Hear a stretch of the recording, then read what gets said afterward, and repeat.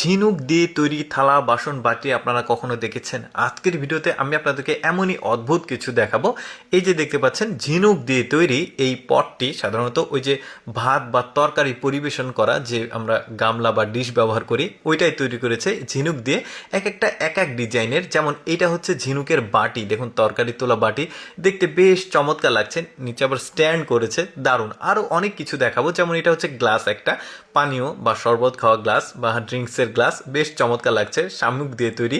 এরপরে দেখুন এটা তরকারি তোলা স্পুন, বড় সাইজের, দেখতে বেশ চমৎকার লাগছে। এটার আবার কয়েকটা ভেরিয়েন্ট আছে, যেমন ছোট ভেরিয়েন্টটা হচ্ছে এটা, বেশ চমৎকার লাগছে দেখতে। কিন্তু আরও অনেক কিছু দেখাবো যেগুলো সম্পূর্ণ ঝিনুক দিয়ে তৈরি।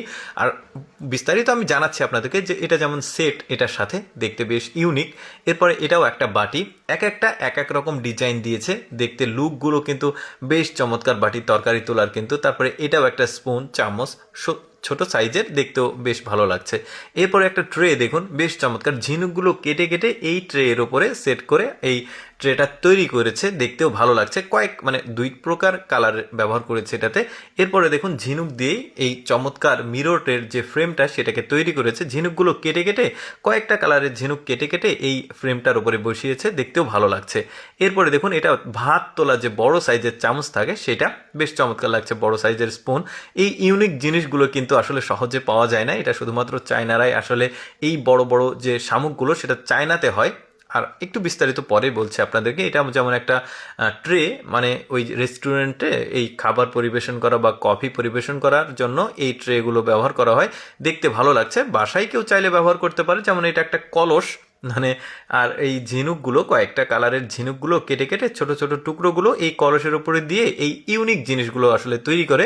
অনেক শৌখিন মানুষ থাকে, তারা এই ধরনের এক্সেপশনাল দুর্লভ জিনিসগুলো সংগ্রহ করতে পছন্দ করে বাড়িতে সাজিয়ে রাখার জন্য। তারপরে এরা তৈরি করছে, দেখুন এগুলো হচ্ছে ট্রে, এগুলো রেস্টুরেন্টে কিন্তু খাবার পরিবেশন করার জন্য চাইনারা ব্যবহার করে, দেখতে ভালো লাগছে। এটা আবার স্কোয়ার সাইজের, খুব চমৎকার। এখন আপনারা বলতে পারেন যে মানে এইরকম কিভাবে সম্ভব? দেখুন চায়নাতে ঝিনুকগুলো কিন্তু অনেক বড় বড় হয়, যেখানে তারা মুক্তো চাষ করে ঝিনুকে।